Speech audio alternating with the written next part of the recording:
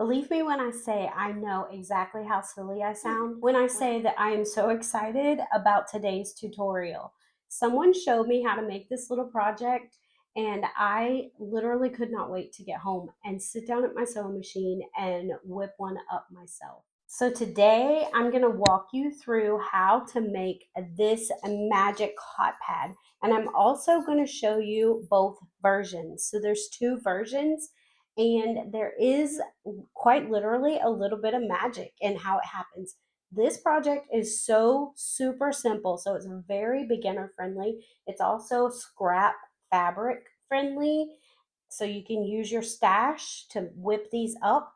And I really think that this is going to be my go-to, my little back pocket pattern that I'm going to use anytime I need like a thoughtful gift for someone that I need it in a hurry. I could really just whip one of these up, and I want to show you guys how easy and simple it is. So let's get into it.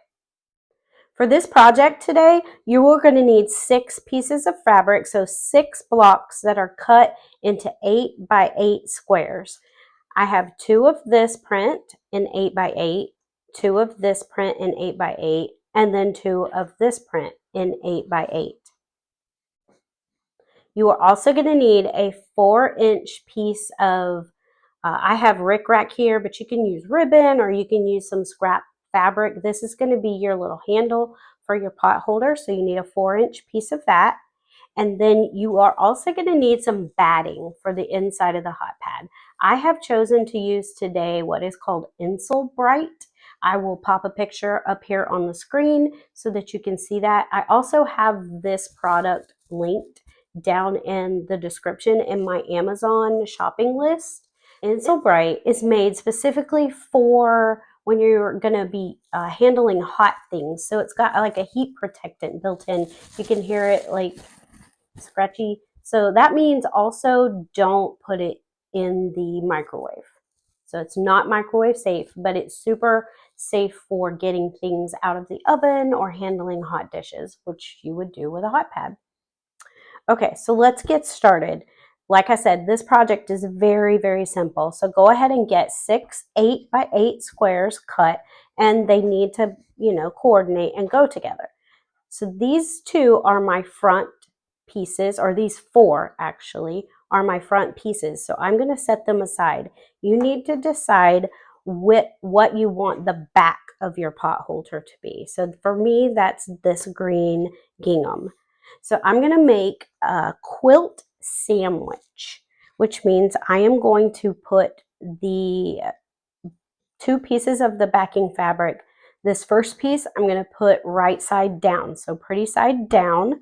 Then I'm going to lay my batting on top, and then I'm going to take this piece here and I am going to lay it pretty side up. So I have a little quilt sandwich built. So you can see the right sides of the fabric on both sides.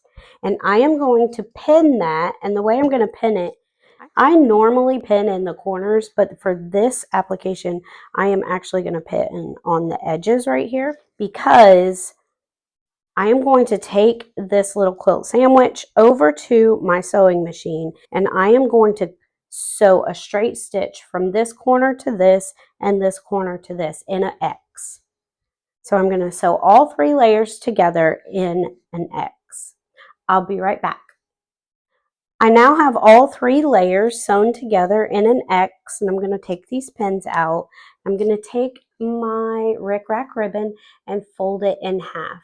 And I am going to put the raw edges to the outside of the corner and the loop into the inside, just like that. Leave a little edge overlap, and then I'm going to pin it down right into that corner. And that's going to be my little handle. The next step that we're going to do is take our 4 8-inch block front pieces, and we are going to fold all 4 of them. I'm going to move that for just a second. We're going to fold all 4 of them into rectangles. So literally just fold them in half. I am going to take them over to the iron and press that seam nice and tight. I'll be right back. I'm going to go press. Alrighty, I am back and I have pressed my little rectangle so that that seam is nice and tight. And I also took the added measure of top stitching right along that folded edge. So my raw edges are open over here and I have a little top stitch right along that folded edge on all 4 pieces. So the next step we're going to do is get it put together.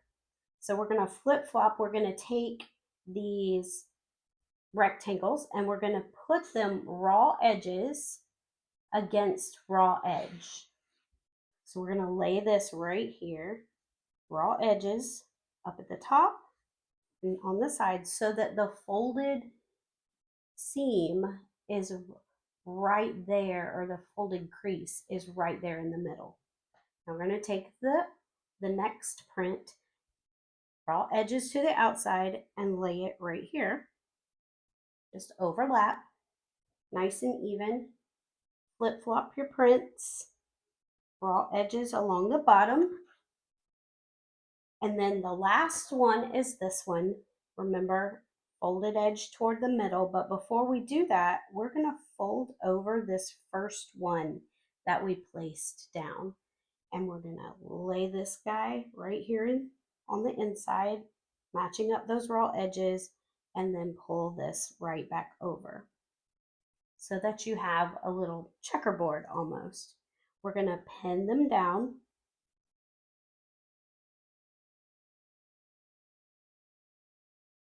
Now that I have them completely pinned down and secure, and I've got my little handle on the inside pinned down, I am going to take this whole thing over to my machine and I am going to sew all the way around all 4 edges with a 1/2 inch seam. So you're going to want to come in that bigger, normally would use a 1/4 inch seam, but you're going to want to come in that 1/2 inch so that you can really make sure you catch all those layers. You want to make sure every single layer is caught under the needle. All right, I'll be right back. I have now sewn all the way around and I can remove my pins. And the next step is going to be to use your shears and you're going to trim away some of this bulk out of the corner. So the way that I like to do that, being very careful not to get any of that stitching cut away, I like to go at a bit of an angle.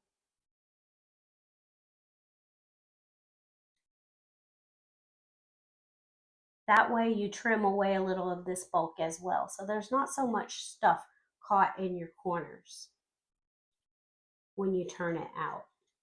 I now have the bulk trimmed away from my corners, and this, drum roll please, is where the magic happens.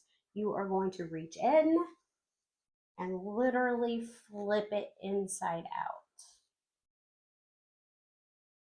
Remember that you pinned your little handle in there, so find that corner. Be careful and don't get stuck. Don't impale yourself with your little pin. So I got that out. So I've flipped it inside out and I'm going to go in and poke these corners out. And I like to use one of my very favorite sewing tools, a chopstick, for this. They make little point turners, all kinds of fancy gadgets, but I find that the humble chopstick works really well for this particular job. And you're a lot less likely to poke through your fabric if you're just using a chopstick and not something sharp. And certainly never, ever, ever reach in with your scissors and push your corners out because you will go straight through the fabric. All right, we're pulling that little handle.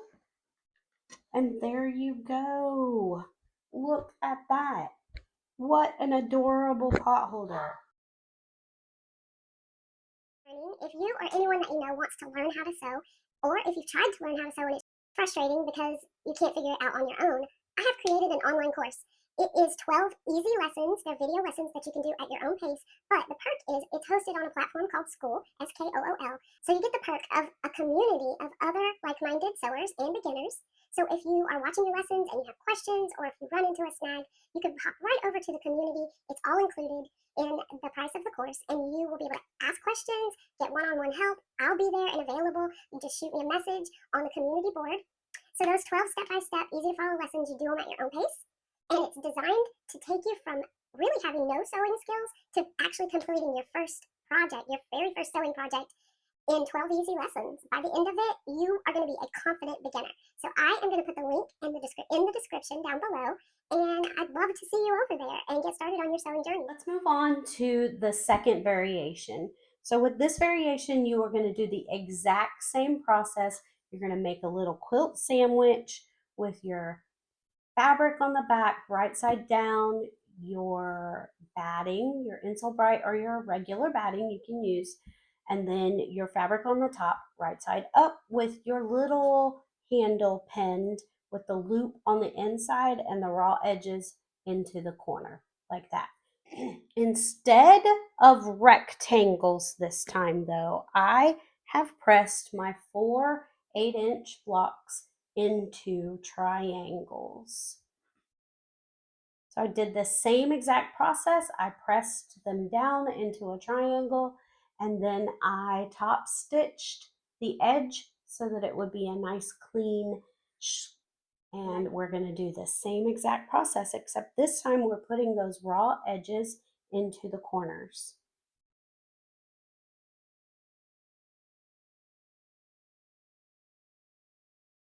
I'm going to flip flop and put this raw edge corner into this corner here.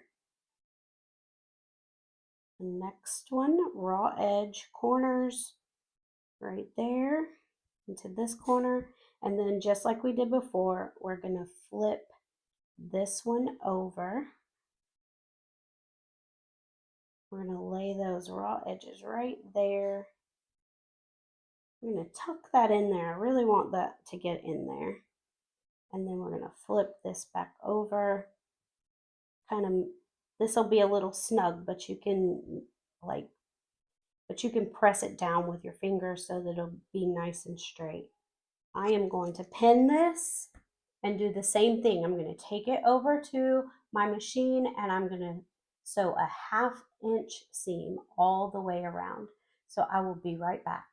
I'm back, and just like before, I'm going to take the pins out and I'm going to snip the bulk out of these corners at an angle.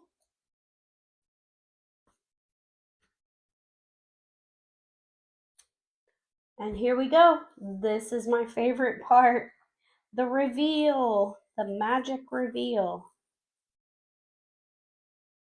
Just like before, you just flip it over to the outside. You make sure this pin gets taken out. You pull your little handle out, be kind of snug. Poking these corners out. There we go. Take my little magic sewing tool. How cute is that? Oh my goodness. Trim the threads as always. Isn't that just adorable? Oh my goodness. Listen, I have gotten a little obsessed with making these. This is the one we just made. I made this one. This was my first one, my practice one. It turned out so cute. I kind of got a little obsessed and I made this one. And then I did this one for 4th of July. Aren't they just so cute? I thought they were great and I'm kind of addicted to making them. And I hope that you are going to find them as fun as I have found them. If you make 1 or 2 or 10, tag me, put it in the comments, send a photo. We would love to see it. I would love to see what you come up with, the combinations that you guys come up with. That is it for today's tutorial.